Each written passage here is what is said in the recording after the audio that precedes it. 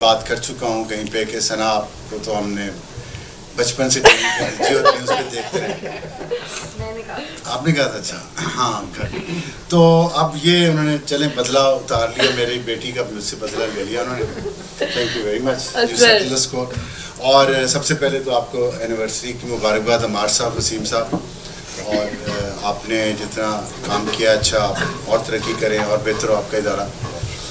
اور دوسری بات یہ ہے کہ وسیم عباسی صاحب کا بھی شکریہ اسپیشل کہ انہوں نے صحافی کو قصائی سے تشبیہ دی ہے. اتنا ہی شکر ہے, کہیں نائی سے تشبیہ دے دیتے تو ہم کیا کر سکتے تھے. تو اب مسئلہ یہ ہے کہ قصائی اور صحافی میں فرق یہ ہے کہ قصائی پوچھ لیتا ہے کہ بوٹی چھوٹی رکھوں کہ بڑی رکھوں, صحافی یہ بھی نہیں پوچھتا. اور جیسا کہ ثنا نے کیا ہے اور طلعت نے کیا ہے, انہوں نے تو بتا بھی دیا نام. فیک نیوز جو ہے میرے نزدیک یہ اس کا ڈیجیٹل میڈیا سے تعلق نہیں ہے, اور فیک نیوز ہمیشہ سے رہی ہے اور ہمیشہ رہے گی. ہمیں سیکھنا یہ ہوگا ہم اس کے ساتھ رہ کیسے کو ایگزسٹ کیسے کر سکتے ہیں.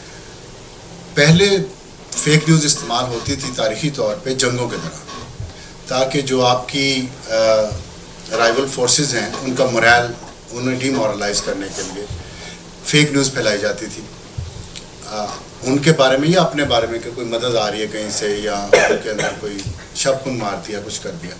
تو یہ جنگ جیتنے کے لیے جنگوں کے لیے زیادہ استعمال ہوتی تھی. اب بدقسمتی یہ ہے کہ اب آج کل کی جو سیاست ہے وہ جنگ بن چکی ہے, اور سیاست میں اس ٹول کا استعمال ہو رہا ہے جو جنگوں میں استعمال ہوتا تھا. اس لیے ہمیں شاید اس کی حدت زیادہ محسوس ہو رہی ہے. جنگ میں یہ کیسے استعمال کی گئی, میں اور وہ جنگی ادارے جنہوں نے یہ استعمال کی fake news as a tool یا ویپن. میں آپ کو ایک ایگزامپل دیتا ہوں ریسنٹ ہسٹری سے, امریکہ کی. 2003 میں امریکہ نے عراق پہ حملہ کیا, دوسری جنگ شروع ہوئی عراق کی. اس سے پہلے اس وقت یہ جو ٹویٹر بھی شاید شروع نہیں ہوا تھا, فیس بک شاید تھا یا بہت کم تھا, اتنا زیادہ یہ سوشل میڈیا پاپولر نہیں تھا, بہت لو تھا. تو جو مین اسٹریم میڈیا تھا امریکہ کا, اس میں انہوں نے امریکن اسٹیبلشمنٹ نے ان کے ساتھ مل کے ایک بیانیہ بنایا. بیانیہ تو آپ سنتے رہتے ہوں گے نا لفظ, نیریٹو. اس نیریٹو کے ذریعے انہوں نے اپنے عوام کی ذہن سازی کی, جس میں یہ تاثر, یہ آپ دیکھیں یہ پرسیپشن اور ریالٹی میں فرق ہے, یہ تاثر پختہ کیا گیا کہ صدام حسین کے پاس نیوکلیر بامز ہیں اور وہ دہشت گردی کا مرکز ہے عراق. یہ انہوں نے 2-3 چیزیں اس کے بارے میں مسلسل اپنے لوگوں کے ذہنوں میں ڈالی. کوئی 2 مہینے تقریباً 2 مہینے بعد امریکن پاپولیشن تیار تھی کہ جنگ میں جایا جائے, اور وہ جنگ میں چلے گئے.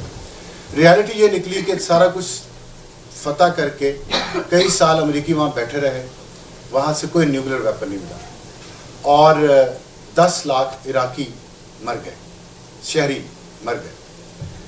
تو فیک نیوز اس لیے استعمال کی جاتی تھی ڈیجیٹل میڈیا سے پہلے بھی. ہمارے ہاں یہ, اور پوری دنیا میں پھر یہ سیاست میں آ گیا ڈیجیٹل میڈیا.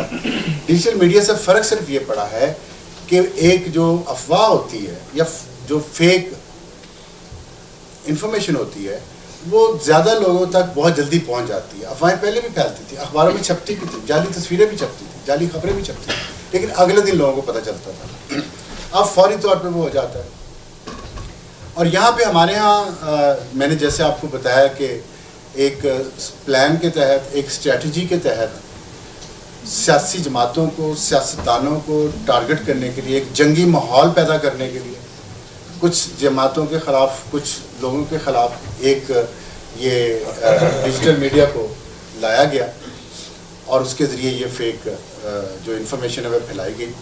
تو میرا خیال ہے کہ یہ اتنا بڑا یہ فنومینا ہے ڈیجیٹل میڈیا کا کہ اس کو آپ کنٹرول نہیں کر پائیں گے. آپ کو اس کو کمپیٹ کرنا پڑے گا اور کو ایگزسٹ کرنا سیکھنا پڑے گا. اب یہ ہے کہ ہر بندہ, پہلے ہم جرنلسٹوں میں سے کوئی فیک نیوز دیتا تھا, اور ٹرینڈ جو عوام میں آیا, عام لوگوں میں جن کو ہم کہتے ہیں کیمرہ جس کے پاس ہے اور وہ جرنلسٹ ہے, سٹیزن جرنلزم, ان کو مین اسٹریم میڈیا نے اور مین اسٹریم میڈیا کے जो क्रेडिबल नेम थे बज़ाहिर, उन्होंने झूठ बोलना सिखाया।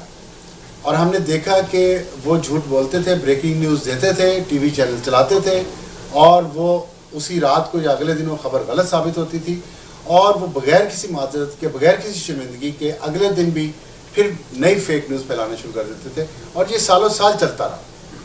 उससे लोगों के जहन में ये बात बैठ गई कि मीडिया पे आने वाले लोग अगर झूठ बोल सकते हैं, लाइसेंस, तो हमारे पास लाइसेंस है।